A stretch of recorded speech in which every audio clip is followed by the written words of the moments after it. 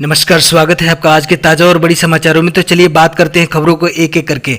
अगर इससे पहले कि आप हमारे चैनल पर नए हैं तो चैनल को सब्सक्राइब करके बेल आइकन को दबा दें ताकि सभी प्रकार के लेटेस्ट न्यूज की जानकारी मिलती रहे।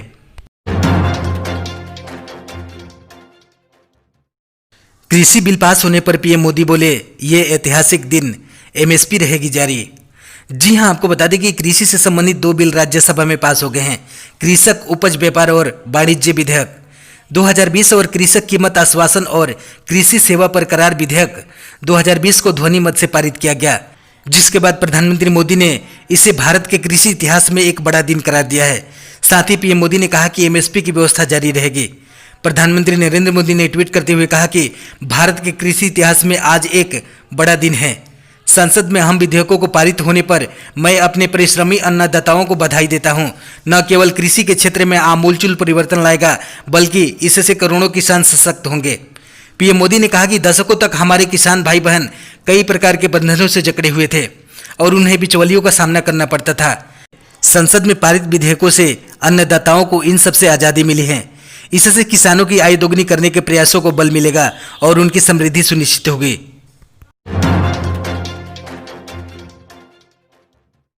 केंद्र सरकार के द्वारा 21 सितंबर से स्कूलों को खोलने की मिली मंजूरी। जी हां, आपको बता दें कि कोरोना संकट अभी जारी है, लेकिन इसके बावजूद शिक्षा मंत्रालय ने 21 सितंबर से 9वीं से 12वीं तक के स्कूलों को खोलने की इजाजत दे दी है। हालांकि अभी भी राज्यों के बीच स्कूलों को दोबारा खोले जाने को लेकर आम सहमति नहीं बनी है। कई राज्यों में दोबारा लॉकडाउन कर दिया गया है। वहीं कुछ राज्यों में लगातार मामले सामने आने के बाद सरकार फिलहाल इस संबंध में कोई निर्णय नहीं ले पा रही है। ऐसे में 21 सितंबर से गिने चुने राज्यों में ही कक्षा 9 से 12 तक के स्कूल खोले जा रहे हैं। शिक्षा मंत्रालय द्वारा जारी व्यवस्था के अनुसार बच्चे स्कूल में तभी दाखिल हो सकेंगे जब उनके पास पेरेंट्स की रिटन परमिशन होगी। केवल शुरू में 50% टीचर और स्टाफ को ही अनुमति दी गई है। स्कूल में कोरोना से बचने के लिए सारे उपाय होंगे। मास्क और सोशल डिस्टेंसिंग अनिवार्य है। एंट्री पर थर्मल स्क्रीनिंग होगी। खुले में क्लासेस नहीं लगनी है। साथ ही सीटिंग अरेंजमेंट ऐसा होगा कि जिससे स्टूडेंट के बीच कम से कम 6 फीट की दूरी रह सके।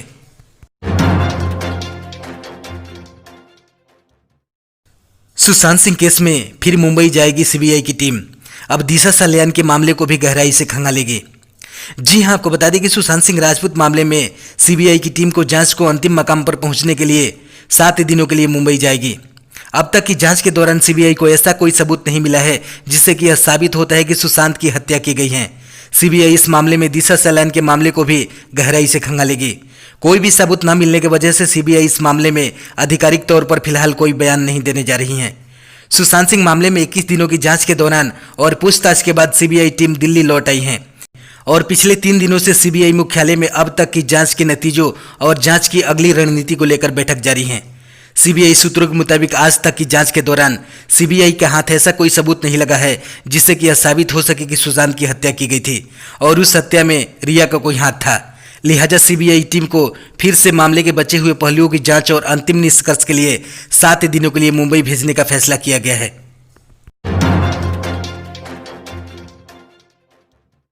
अब आंगनबाड़ी केंद्रों में योग प्रशिक्षक बहाल करेगी केंद्र सरकार। आयुष मंत्रालय के साथ हुआ समझौता। जी हां, आपको बता दें कि महिला और बाल विकास मंत्रालय और आयुष मंत्रालय ने रविवार को कुपोषण के संयुक्त प्रबंधन के लिए समझौता ज्ञापन पर हस्ताक्षर किए। इस दौरान महिला और बाल विकास मंत्री स्मृति ईरानी भी मौजूद रही।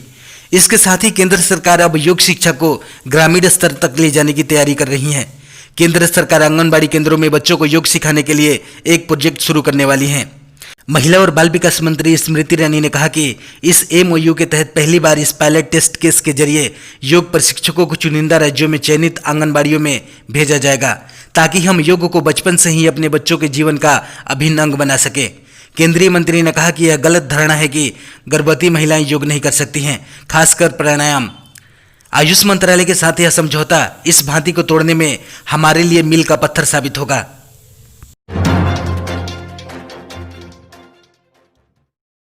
यूपी में 54,000 शिक्षकों का होगा तबादला। मुख्यमंत्री योगी आदित्यनाथ ने दी मंजूरी। जी हां, आपको बता दें कि उत्तर प्रदेश के बेसिक शिक्षा विभाग में 54,000 से ज्यादा शिक्षकों का तबादला होने जा रहा है। अंतर जनपदीय आधारित इन तबादलों को मुख्यमंत्री ने मंजूरी दे दी है। बता दें कि लॉकडाउन के चलते तबादलों पर रोक लगी हुई थी।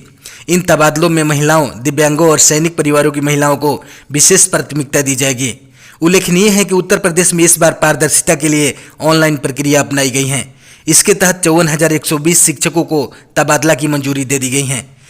इनमें 25,814 पुरुष शिक्षक शामिल हैं, तो वहीं 28,306 महिलाएं शामिल हैं। इनमें बीमारी से ग्रस्त 2,186 शिक्षक शामिल हैं। इनमें 2,285 दिव्यांग शिक्षक शामिल हैं। इसके अलावा सैन्य सेवाओं से जुड़े 917 लोग शामिल हैं।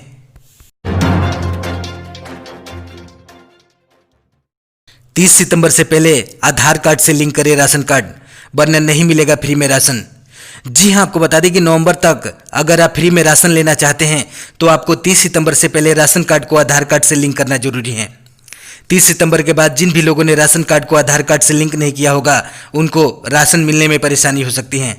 देश भर में जारी कोरोना संकट के मद्देनजर केंद्र सरकार ने राशन कार्ड को आधार कार्ड से लिंक करने की तारीख को पिछले महीने बढ़ाकर 30 सितंबर तक कर दिया है।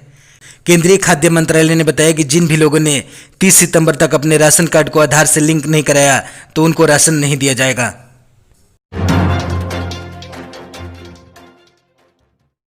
अब 300 से कम कर्मचारियों वाली कंपनी सरकार की मंजूरी के बिना कर सकेगी छटनी, लोकसभा में बिल पेश। जी हां, आपको बता दें कि औद्योगिक संबंध संहिता 2020 विधेयक शनिवार को लोकसभा में पेश किया गया।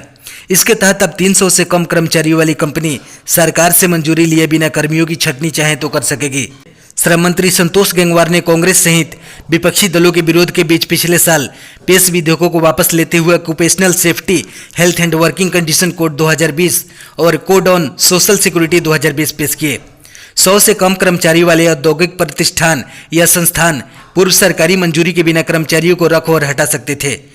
इस साल की शुरुआत में संसदीय समिति में 300 से कम स्टाफ वाली कंपनियों को सरकार की अनुमति के बिना कर्मचारियों की संख्या में कटौती या कंपनी बंद करने के अधिकार देने की बात कही थी।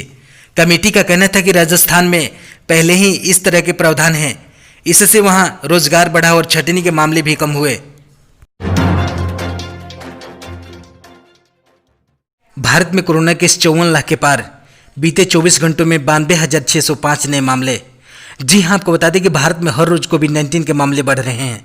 स्वास्थ्य मंत्रालय द्वारा जारी किए गए ताजा आंकड़ों के अनुसार देश में कोरोना संक्रमितों की संख्या 54,619 हो गई है।